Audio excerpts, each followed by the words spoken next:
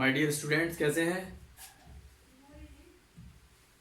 आपके लिए मैंने 9th क्लास के स्टूडेंट्स के लिए एक वीडियो लेक्चर तैयार कर दिया है। वो आप देखते जाइएगा कि आपको किस टॉपिक को कैसे पढ़ना है।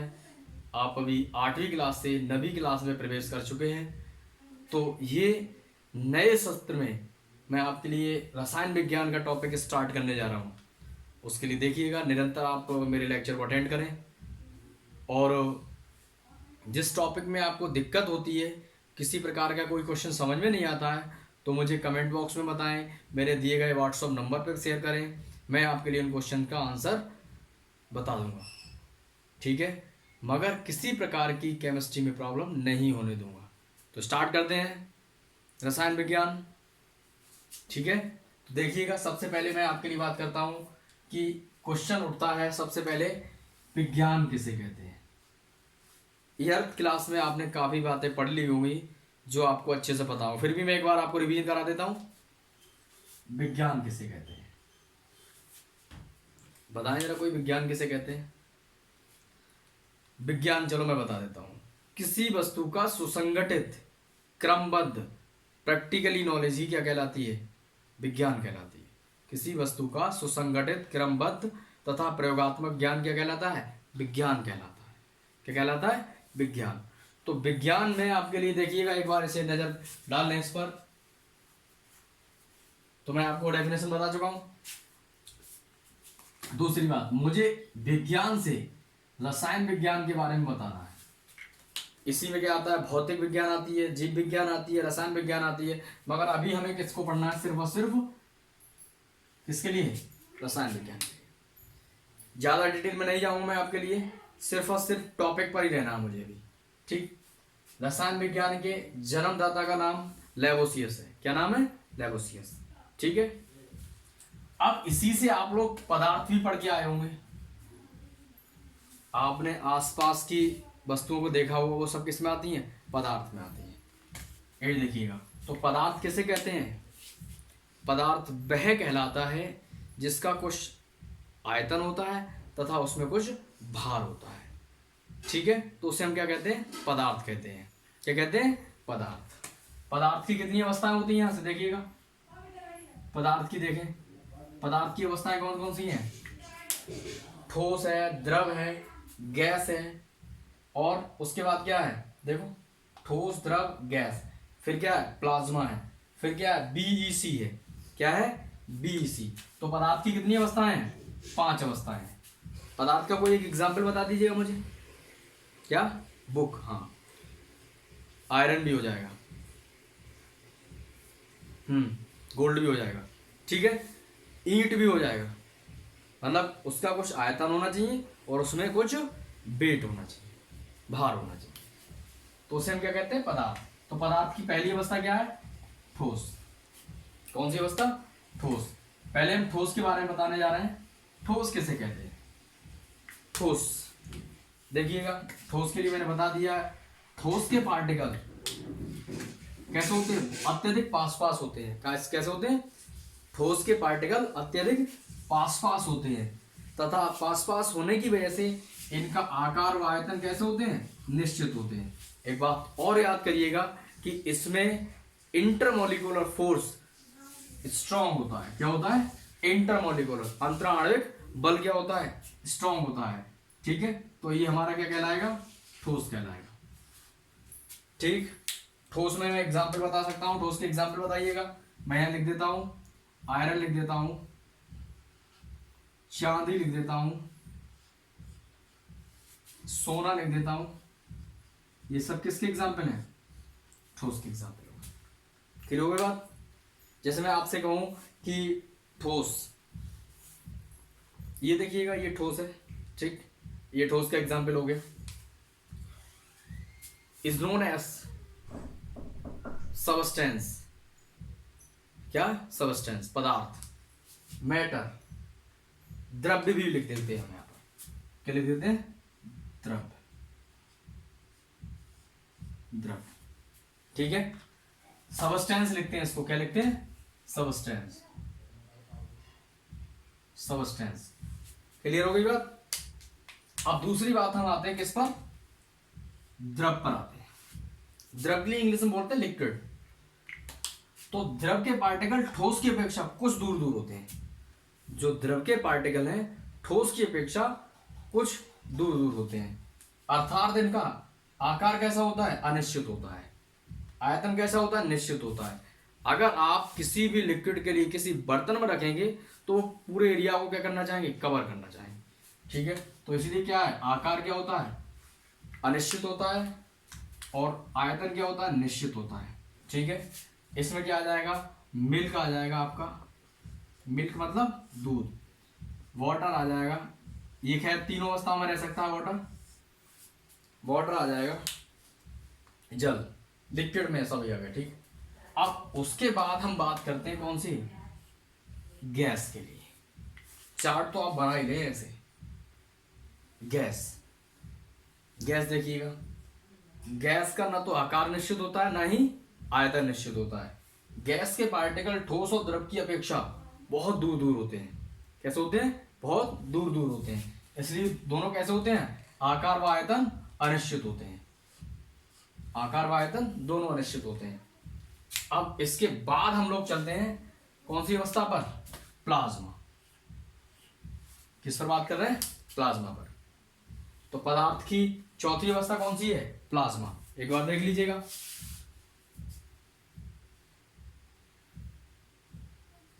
देखें प्लाज्मा में देखिएगा, मैंने लिख दिया इस पर, उच्च ताप पर द्रव के एटम आयनित अवस्था में होते हैं। इसमें क्या होते हैं, हाई टेम्परेचर पर जो द्रव होता है उसके एटम क्या होते हैं, आयनित अवस्था में होते हैं। तो उसे क्या बोलते हैं, हम प्लाज्मा बोलते हैं। क्या बोलते हैं, और ये विद्युत के कैसे होते हैं, सुचालक होते हैं। विद्युत के कैसे होते हैं, सुचालक होते हैं। जैसे इसका एग्जाम्पल क्या हो गया, नियोन बल्ब। क्या हो गया, नियोन बल्ब। क्या हो गया, नियोन बल्ब। एक हमारा है कौन सी अवस्था, पांचवी, बीईसी। कौन सी अवस्था है, ये पांचवी अवस्था है, बीईसी। इसका मतलब क्या, बोस आइंस्टीन देखो ये पढ़ाओगे, कॉन्डेंसेट। क्या बोलेंगे, कॉन्डेंसेट बोलेंगे। क्या बोलेंगे, कॉन्डेंसेट। कंडेंसेट भी बोलते हैं। क्या बोलेंगे, बोस आइंस्टीन कंडेंसेट। ठीक, ये क्लियर हो गया। ये पांचवी अवस्था हो गई। इसके लिए क्या बोलेंगे, ये ऐसी अवस्था होती है जो अत्यधिक निम्न ताप पर प्राप्त होती है। कैसे ताप पर प्राप्त होती है, अत्यधिक निम्न ताप पर प्राप्त होती है, लो टेम्परेचर पर। कौन से टेम्परेचर पर प्राप्त होती है, लो टेम्परेचर पर। तो आप इस बात में समझ गए, कोई क्लियर, कोई दिक्कत हो तो बताइएगा। ठीक है, अब नेक्स्ट टॉपिक क्या है, द्रव्यमान। क्या है, द्रव्यमान। इंग्लिश में इसको मास कहते हैं। क्या कहते हैं, मास कहते हैं इंग्लिश में। मास की परिभाषा क्या होगी, किसी वस्तु में उपस्थित द्रव की वास्तविक मात्रा। किसी वस्तु में उपस्थित द्रव की वास्तविक मात्रा को क्या कहते हैं, द्रव्यमान कहते हैं। क्या कहते हैं, द्रव्यमान। जैसे कोई ए पर्सन है, इसका वास्तविक द्रव्यमान 20 किलोग्राम है। कितना है, 20। तो ये द्रव्यमान हो गया। अब देखिएगा, इसको किससे शो करते हैं, इसको एम से प्रदर्शित करते हैं। किससे प्रदर्शित करते हैं, एम से। अब आप इधर देखिए, किसी वस्तु का द्रव्यमान सदैव निश्चित होता है। मान लो जैसे मैंने कह दिया, एक रमेश नाम का व्यक्ति है जिसका वजन यहां पर आप समझ लीजिएगा कि दिल्ली में 40 किलो था। कितना, 40 किलो। अब वो आगरा पहुंच गया, तब भी कितना रहेगा, 40 किलो। ठीक है, तो ये क्या कहलाएगा, ये कैसा होता है, सदैव निश्चित होता है। किसी वस्तु का द्रव्यमान सदैव कैसा होता है, निश्चित होता है। अब वेट देखिए, भार। क्या, भार। भार में क्या है, पृथ्वी अपने केंद्र की ओर वस्तुओं को जिस बल द्वारा आकर्षित करती है। क्या करती है, पृथ्वी अपने केंद्र की ओर वस्तुओं को जिस बल से अपनी ओर क्या करती है, आकर्षित करती है, भाई क्या कहलाता है, भार कहलाता है। ये स्थान के साथ चेंज होता है। क्या होता है, स्थान के साथ चेंज होता है। इसको W से प्रदर्शित करते हैं। किससे प्रदर्शित करते हैं, W से प्रदर्शित करते हैं। किससे प्रदर्शित करते हैं, W से। देखिएगा, बात क्लियर हो गई, नोट कर लीजिएगा, फिर मैं आपको नेक्स्ट टॉपिक बताऊंगा।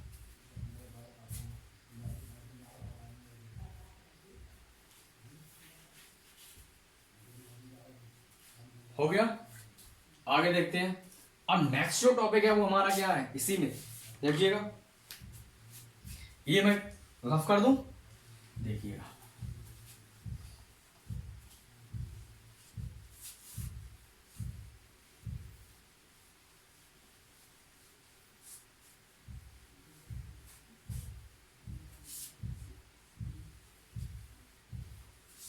देखिए, द्रव्यमान तथा भार में संबंध। द्रव्यमान तथा भार में क्या संबंध है, देखें, ये लिख सकते हैं द्रव्यमान तथा भार में संबंध। ये रफ कर दे रहा हूं मैं, हेडिंग डाल देते हैं यहां पर, द्रव्यमान तथा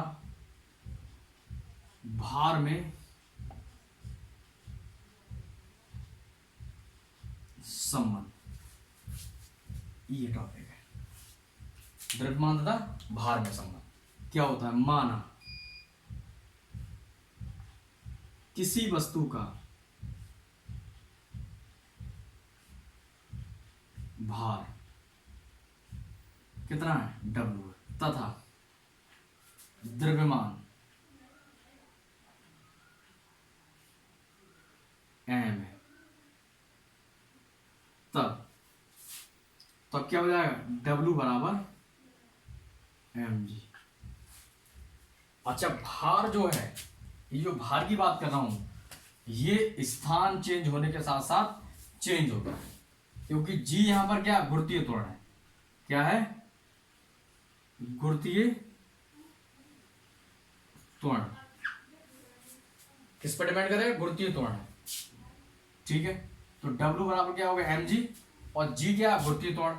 अंतरिक्ष में एक बात याद रखिएगा, अंतरिक्ष में G बराबर 0। अंतरिक्ष में क्या होगा, G बराबर क्या रहता है, 0 रहता है। ठीक है, चंद्रमा पर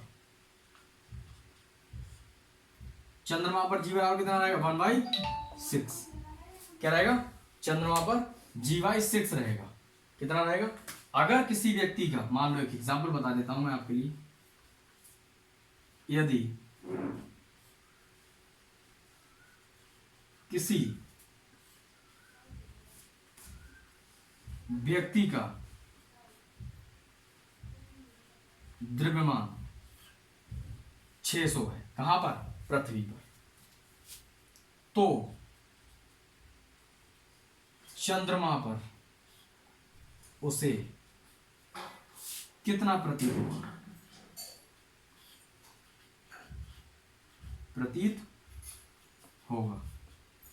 कितना प्रतीत होगा, तो क्या करेंगे, 600 इंटू 1/6, कितना आ जाएगा, कितना प्रतीत होगा, कितना प्रतीत होगा, कितना, देख लीजिएगा, नोट कर लें।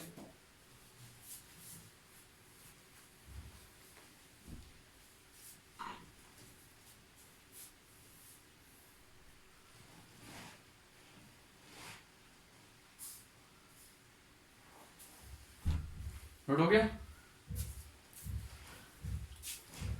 देखिएगा। मैंने क्या बताया आपके लिए कि ये जो भार है, अगर मैं अंतरिक्ष में बात करूं तो कितना प्रतीत होगा, ये 0 प्रतीत होगा। कितना प्रतीत होगा, 0 प्रतीत होगा। ठीक है, तो याद करिएगा ये। नेक्स्ट बताता हूं मैं आपके लिए।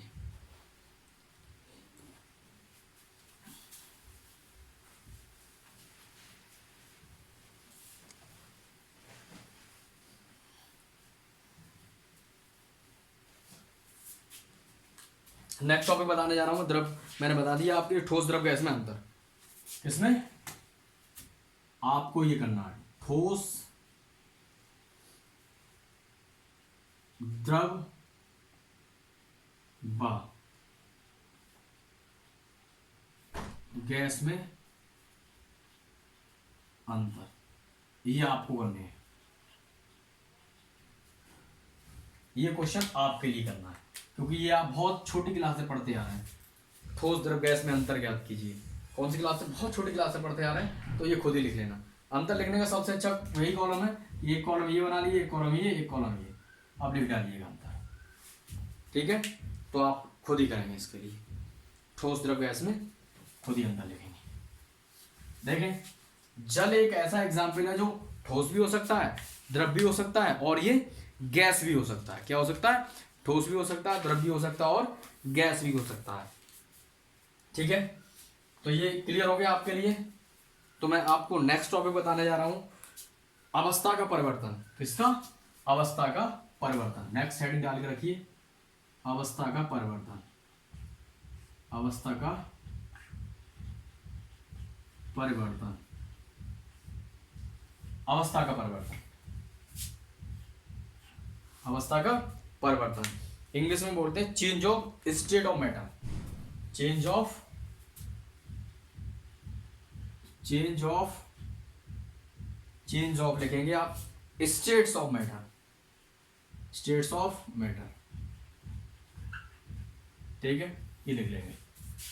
नेक्स्ट वीडियो मिलता हूं मैं आपके लिए। मैंने आज इंट्रोडक्शन बता दिया कि ये चैप्टर में क्या क्या होगा, तो मैं आपको नेक्स्ट वीडियो मिलता हूं कल और इसके आगे के टॉपिक बताऊंगा बहुत अच्छे से।